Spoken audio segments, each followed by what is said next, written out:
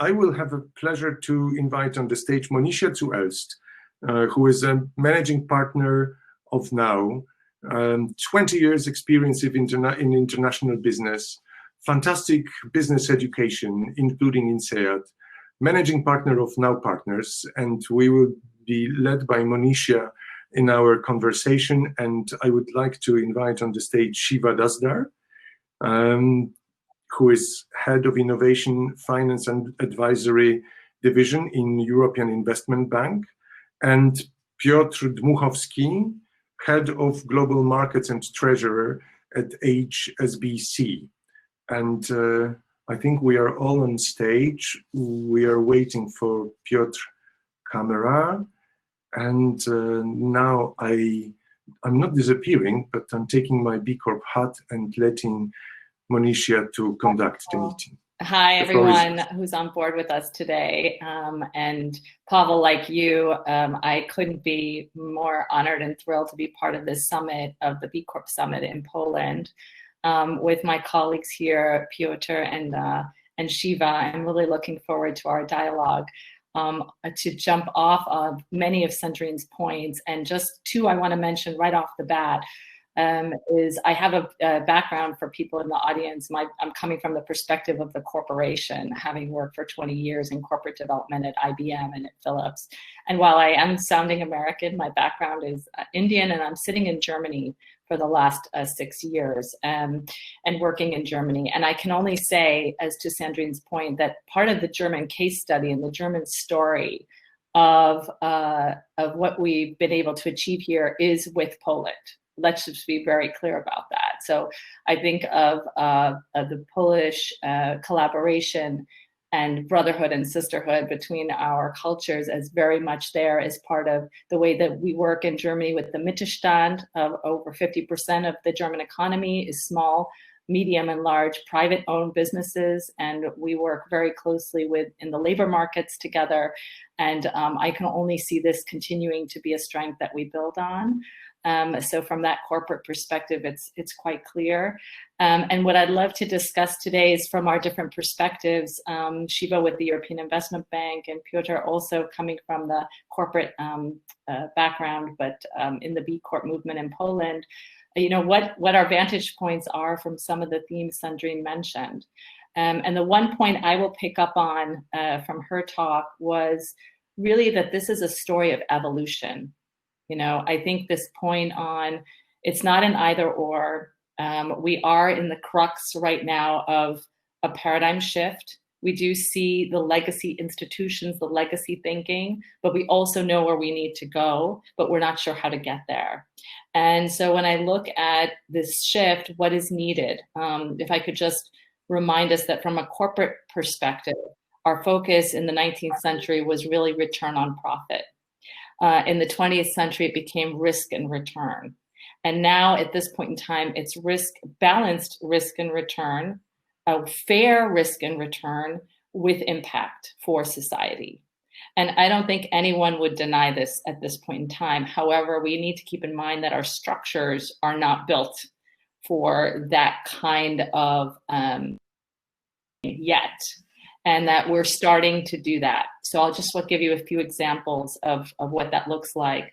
So on the finance front, coming from the finance world, $85 trillion under management by asset managers, institutional investors.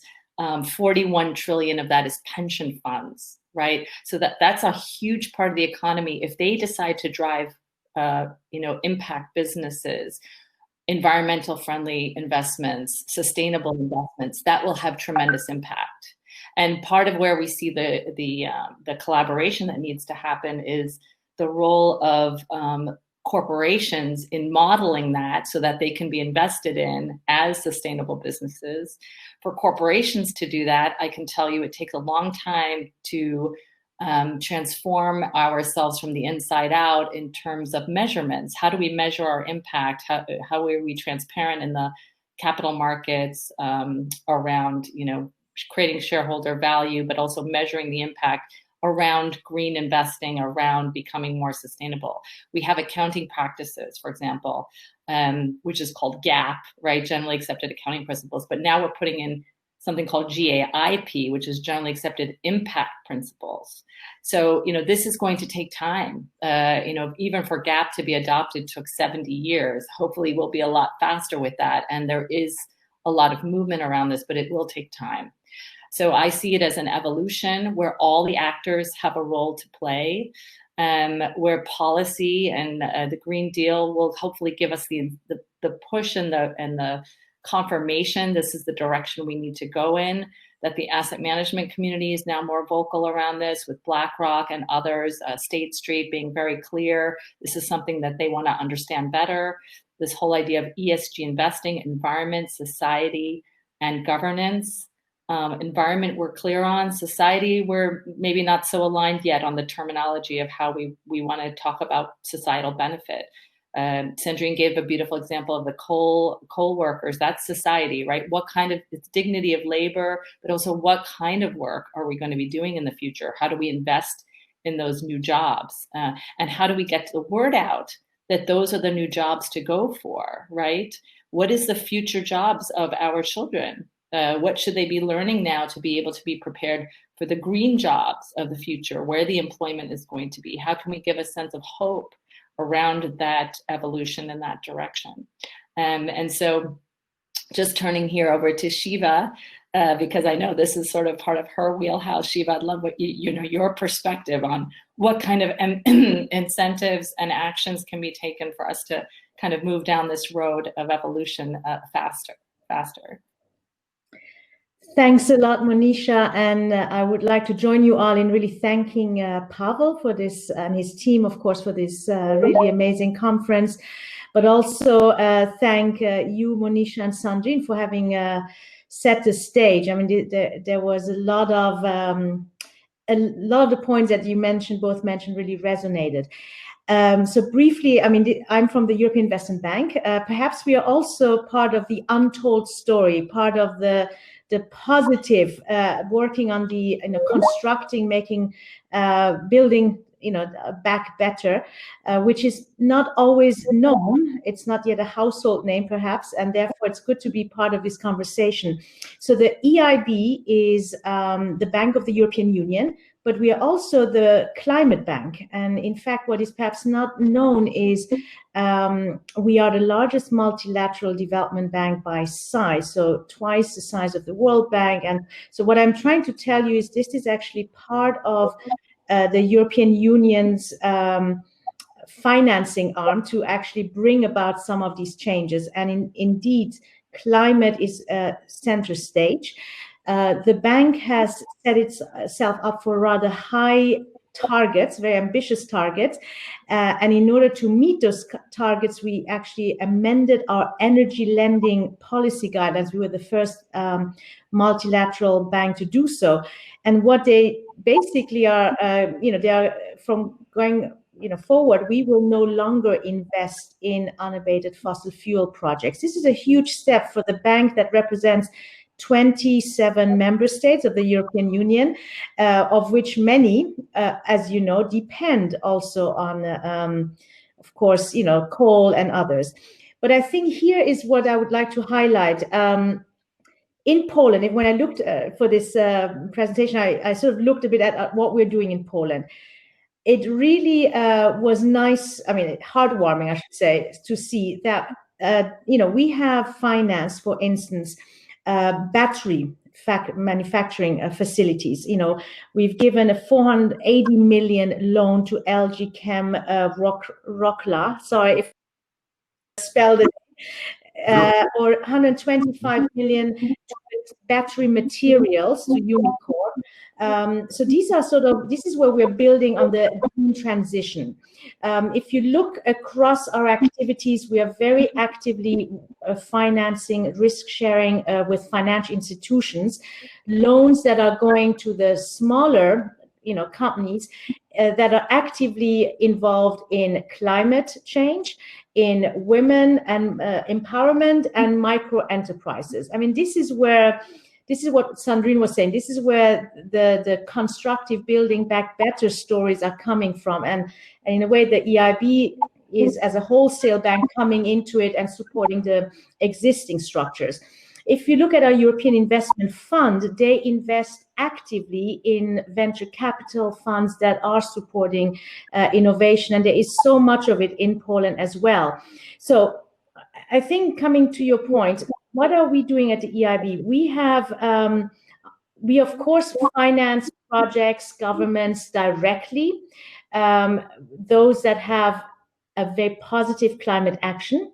But our aim is to actually mobilize €1 trillion of investments, globally into this, into climate change. And for that, we are really joining forces. So on the one hand, we co-invest with others, but we also set up structures, funds where capital can flow into it. A recent example of that is the European Circular Bioeconomy Fund.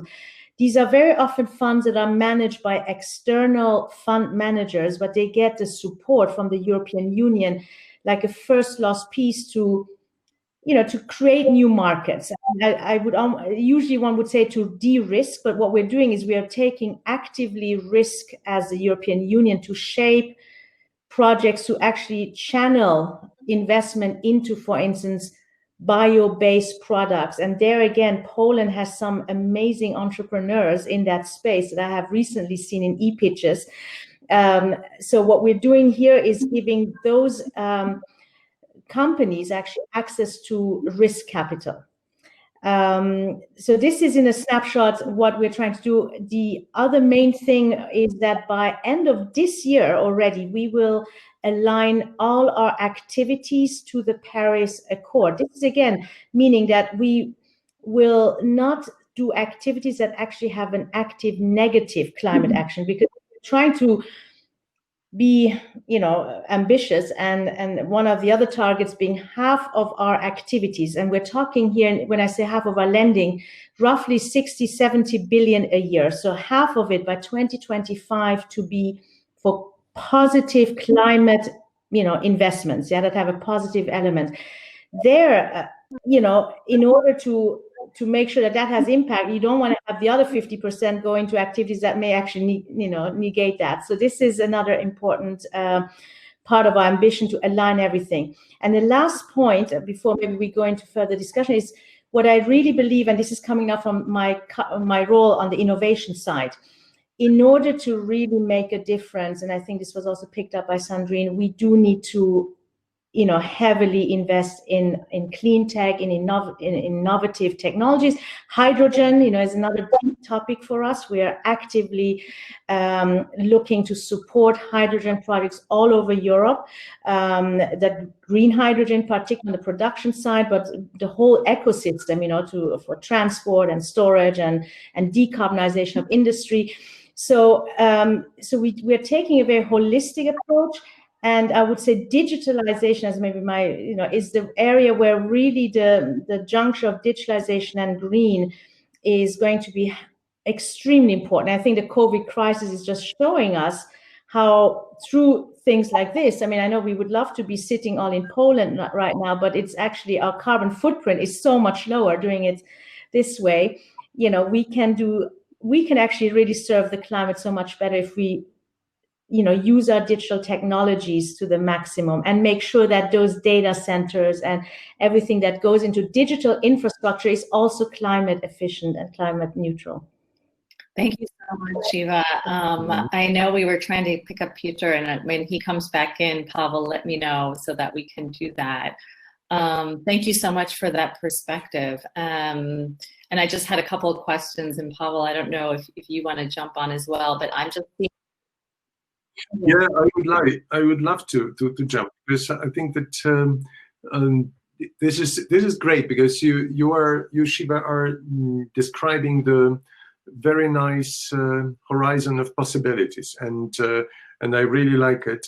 But sometimes when you hear such communication, such data about these incredible, unimaginable amounts of funds available somewhere, and you are a small B Corp trying to set up your business model, and you are very much purpose driven, you have your values, you have your business concept, all those huge amounts of money seem to be so distant and unreachable. And sometimes I meet these comments from the companies of a different size, that some big internationals, they think B Corp is our story, probably because there are some big guys who are doing that.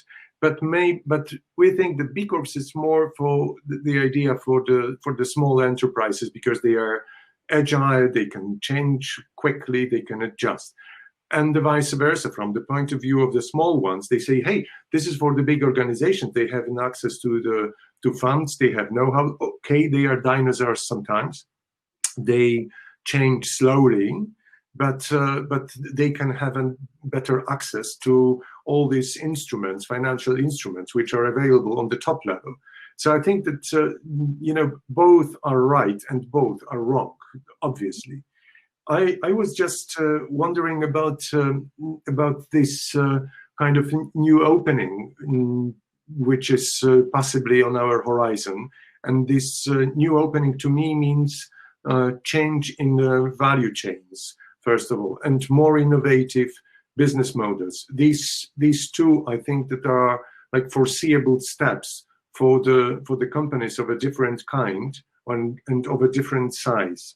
So I would like to grab your comments. How would you encourage people from different sectors or in different scale, how they can make use of all these instruments available now on financial scene? Yeah.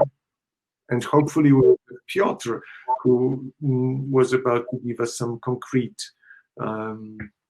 hints. Pavel, do you want me to start until... Please do. No, I think what you're saying is absolutely important, and I'm happy you're raising this point. Few reflections. One is very interestingly on terminology. When I tried to prepare a bit sort of for this discussion today, I asked around in our service for corporate social responsibility, sort of the service that works, interacts, with civil society, and we looked at our current portfolio for B Corp type investments. Yeah, and indeed we found out that we have financed Novamont, but this is now 5 years ago. We through our subsidiary, we have also done a risk share with Triodos Bank, which I know many of you know quite well. There has been an intermediate loan to Helios via Erste Bank, and Ferizol Microfinance Fund, again with a B Corp angle to it. Now, what I thought, however, was interesting is that they seem to be more isolated, and they are also, some of them dating actually far back. So it's not something that is perhaps actively right now in EIB, kind of at least as a terminology. But this is my point. A lot is about terminology. I saw that firsthand when we brought in the concept of circular economy into EIB. The bank had already financed projects in energy efficiency, waste management, but once you brought a more sort of holistic concept and created a bit that shift in our thinking, a bit broader than just sort of by sectors, that actually brought all sorts of new business opportunities. And I believe with the B Corp, perhaps, what we need to do is go a bit to this, move away a bit from the labeling, we need to bridge the B Corp movement that is obviously quite actively and thriving and successfully, moving forward with perhaps some of the EU policy, EU funds that are there for various, we need to find that sweet spot. Where do these meet actually? Because there is a lot of common ground. And not let terminology where people have associations, or isn't that a US legal definition? This is the sort of things that I heard in the last few days. And that may create barriers, but we are perhaps depriving some very attractive business opportunities to get access. So terminology, therefore, let's find a way to develop that common terminology and not get lost in labels. Secondly, I think to your point, indeed, we, in order to reach those smaller companies or projects, the way our bank and the EIB groups, the EIB, EIF work is through intermediates. So it's either the banking sector, the venture capital, and microfinance institutions. So across those, and the key, what we hear very often is that perhaps they are not necessarily embracing things. So we need to then see how can we provide incentives, maybe taking more risk, or is it actually a risk issue? Is it more of a knowledge gap, information asymmetry? Because that's what we very often have, that people think that something new is higher risk. Circular economy is seen as a higher risk, but actually, you have seen with COVID, it actually creates resiliency and maybe lower risk from a financial perspective. But, you need to kind of tap into what is it that blocks perhaps the private, maybe financial institutions to come into this space. And I think I will stop here because Piotr, I see him there. Yeah. I'm sure he has a great private sector perspective. So hi, Piotr. Welcome. I'm going to bridge now to you because I'm not sure if you caught the question that we're discussing. And so Shiva, I love your point on asymmetry of information as a way to build confidence in impact investing and green investing for smaller players and bigger players. So you have a lot of information, right? It's not all the way getting down, and maybe we need an ecosystem, as you talked about in Poland. Piotr, maybe you can comment on this. How can we develop an ecosystem in Poland to share information and to kind of have that spirit, like I've invested in Israel, and Israel's known as the startup nation, right? Because they've got such a strong ecosystem of startups, successful startups with exits, and investors and the government all working together, right? To create an ecosystem that's very strong and attracts capital. How can Poland become a green investment ecosystem? What are your thoughts on that? Oh. I'm not hearing an audio, Pavel. I'm afraid that Piotr, do you hear us? Yeah, unfortunately, we can't hear you. Yeah. Okay. Yeah, Pavel, I mean, as he comes back and maybe can type also, Piotr, maybe you can type into the chat as well some of your thoughts. Pavel, what do you think in terms of this idea of building an ecosystem? No, I think that we are touching the fundamental core value of B Corp movement, which is interdependence, and I like what very much the comment you're making, Shiva, about the labeling, and that we are very strongly biased. We don't see we are so much biased by predictions that big institutions will be unapproachable, or the systems are so complicated. So we stop believing that interdependence is a fact, and it's only it's a technical question how we can reach the relevant resources and really find our ways. I recall myself with questions we had as a starting innovative concept of B-Lab Poland to happen in the coming years, how to finance that. And it seemed to be very difficult, and probably this question is not resolved yet, but we are trying to get there. However, ourselves, we are obviously biased by all these labels we have. I think that interdependence is something like, if we really believe in it, then I think that we are getting into the completely different setup of a discussion with the potential partners, and we have a different legitimacy to stand in front of the bank or any other financial institution or big corporate partner or a group of possible smaller size partners to say, hey guys, we are interdependent, and let's do something together. This is the ambition we have had creating the concept of this summit, just to break these kind of gaps which are between the sectors and between the different institutions. And I'm very happy that somehow this conversation you led, Monisha, was going towards this summary, because I think that if we understand that interdependence is something what is a fact and we can make creative use of it, I think that we are one step further in building some concrete propositions and partnerships, different forms of collaboration. And I think that this is the word which is repeatedly coming. I see the alert from my colleagues that we reached the 11 Maybe I o'clock. can summarize, Pavel, for 1 minute, just because also Piotr was kind enough to share his some of remarks, which I think speak directly to what you said. So what I'm hearing you say is that the B Corp values of interdependence can maybe be the starting point for creating a mindset where this type of community can be built in Poland. Because Piotr is pointing out that there are real gaps, there are real opportunities, but there are gaps, as you pointed out, in information and information sharing. So he was saying there's gaps between municipalities and corporates.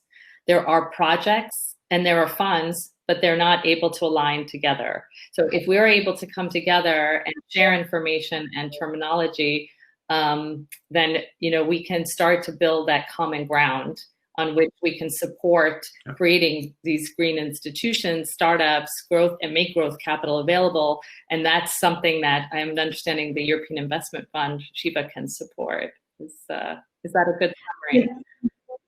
Yes, and perhaps maybe one thing, the obvious thing I didn't say, EIB has an advisory service. This is actually part that I'm representing, precisely to advise on building such ecosystems, on helping companies have better access to finance. So if there are any companies out there, or Pavel, if you're engaged in something in Poland where you believe we could support, please do reach out. I mean, this is perhaps a very important thing I left out, which I should have said up front. It's not just about the money. It's also about how you create the conditions to get better access to the finance. Be careful, Shiva, because you will have all our ecosystem in your mailbox quickly. So let me delete some emails so there's space. Thank you very much, all. My heart is crying that we couldn't hear from Piotr, but definitely Piotr will turn up in some of the sessions, and please, I encourage you to reach him out in our networking.